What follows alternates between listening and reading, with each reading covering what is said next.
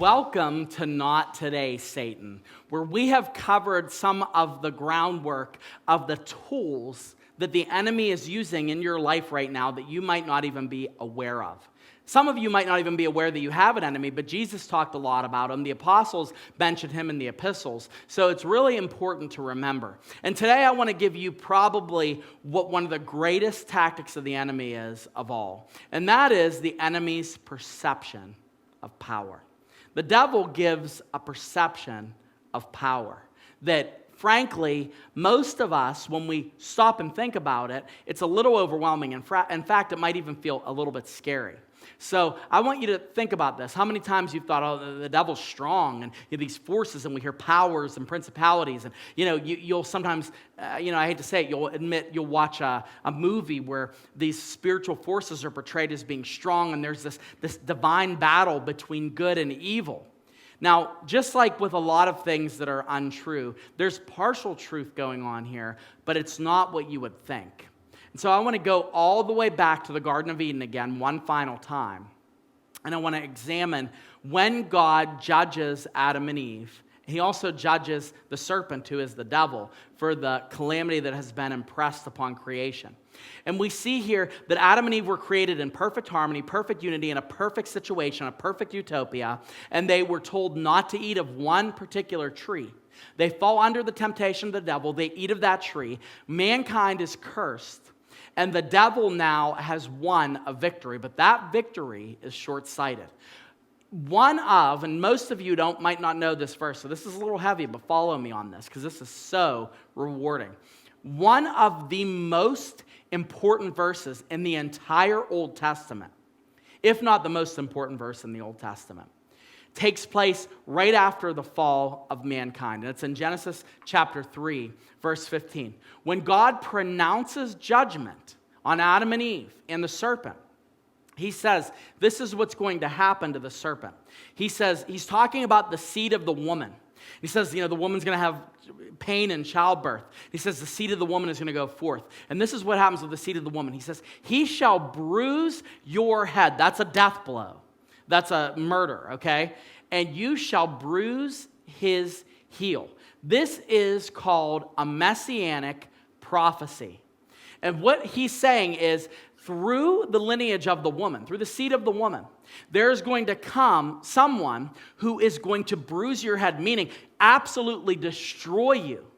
And at the same time, you're going to nip at his heel a little bit.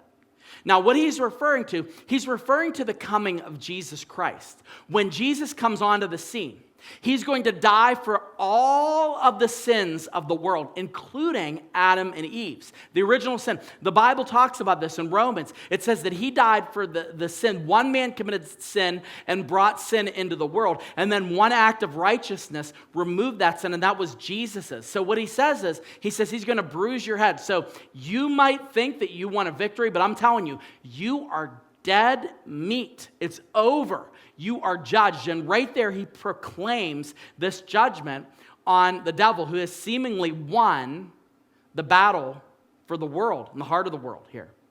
And it goes on in Colossians to kind of illustrate what I'm talking about. It says in Colossians chapter 2, verse 15, the Apostle Paul says, he disarmed, talking about Jesus, the rulers, this is evil, and authorities, and put them in open shame by triumphing over them in him. What does that mean? That means that God destroyed the power that was held by the enemy, those present darkness. And it says in Ephesians that this battle that we have is not against flesh and blood, but there's this battle of these principalities and these powers. That's the same language that he's using here. He says, well, Jesus actually disarmed them. He removed the potency from them. He took the power away from them. There's no power there. It's all gone.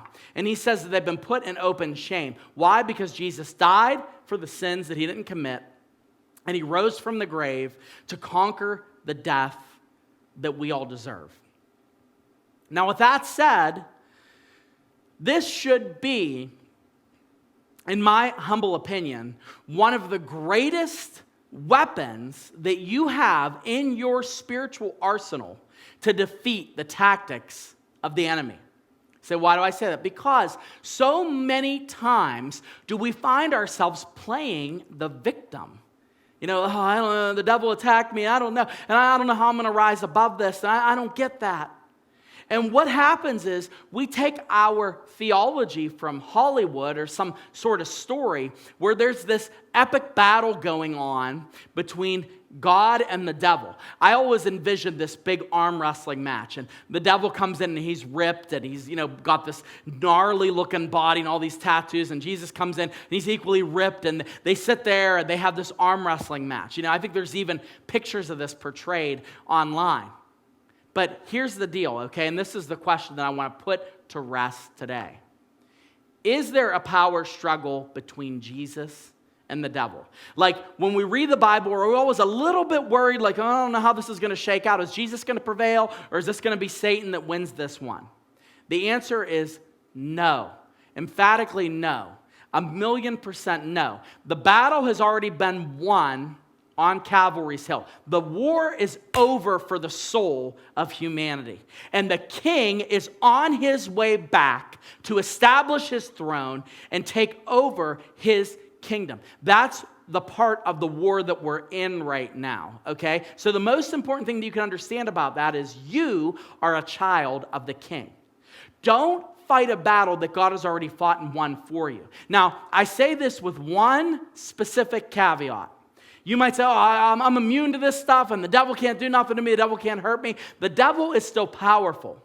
But what you have to do is what the scripture teaches is if you submit to God, submit wholly to God, it says this in 1 Peter, it says this in James, if you submit to the devil or submit to God, the devil will flee from you. So it's not about how much stronger you are than the devil. No, it's about how much you submit to the God that's already defeated the devil. It's in submission to Jesus that we truly find our victory. So don't get too foolhardy and think that this world is not going to be filled with any problems. It is. And don't think that you're not going to be under attack from time to time. You will.